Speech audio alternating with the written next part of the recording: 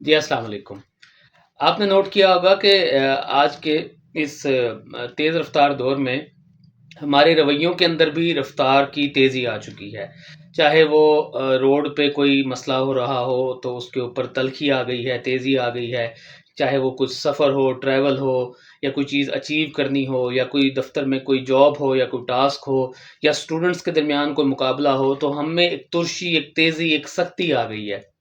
اس کی کیا وجہ ہے؟ اس کی وجہ یہ ہے کہ ہمارے معاشرے نے جو آج ہم 2024 کے اندر جو ہے وہ ہم چیزوں کو جو نوٹ کر رہے ہیں، دیکھ رہے ہیں، فیس کر رہے ہیں، وہ ایک سینس آپ کے اندر ڈال دی گئی ہے کہ اگر تم نے یہ پرفارم نہ کیا تو تم دنیا کے ہارے ہوئے شخص ہو، یا تم دنیا میں سب سے ناکام آدمی ہو۔ ایسا نہیں ہے، ایسا نہیں سوچنا چاہیے۔ یہ ہمارا سارا مینٹل سٹریس کا کام ہے، یا مینٹل جو ہے وہ اپروچ کا کام ہے۔ اگر آپ کسی چیز میں 7ویں نمبر پہ بھی ہیں تو کیا ہو گیا؟ اس میں ایسا کیا ایشو ہے؟ آپ 7ویں نمبر پہ ہیں پر آپ زندہ تو ہیں، آپ جی تو رہے ہیں، آپ بہت سارے لوگوں کا سہارا تو ہیں، آپ بہت سارے لوگوں کے لیے مفید تو ہیں۔ 7ویں نمبر پہ رہ کر کوئی چیز اچیو نہ کرنا، یہ بہتر ہے پہلے نمبر پہ پہنچ کے بہت ساری چیزوں کو لوز کر دینا۔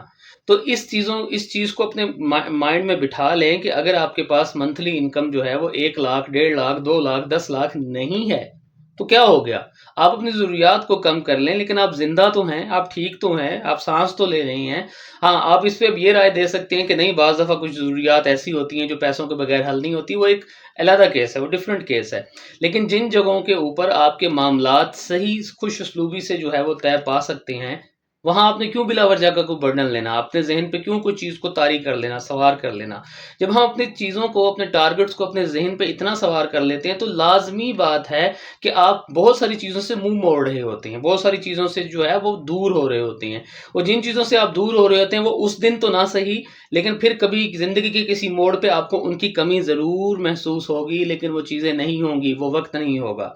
میں اکثر اپنے دوستوں کو، اپنے ارد گرد اپنے اسٹوڈنٹس کو، جاننے والوں کو یہ لازمی کہتا ہوں کہ اگر سیر و تفریح کا، انجوائمنٹ کا، کچھ مومنٹس کا، کچھ لمحوں کا انجوائے کرنے کا موقع آپ کو میسر ہے آج، تو اس کا آج بھرپور فائدہ اٹھائیں۔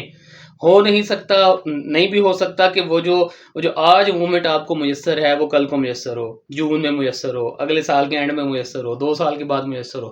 ایسا نہیں ہو سکتا، آپ کو نہیں پتا، آپ نے قسمت نہیں لکھی، جس نے لکھی ہے وہ ماسٹر پلانر ہے۔ تو آج جو چیزیں آپ کے پاس اویلیبل ہیں ان سب چیزوں کا جو ہے وہ فائدہ اٹھائیں، ان کو انجوائے کریں، اپنی زندگی کو، اپنی لائف کو، اپنے مومنٹس کو، دوستوں کو، گھر کو، پودوں کو، ماحول کو، اور بہتری لانے کی کوشش اس میں کریں۔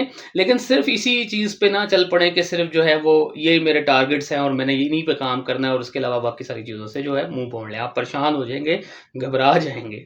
بہت شکریہ۔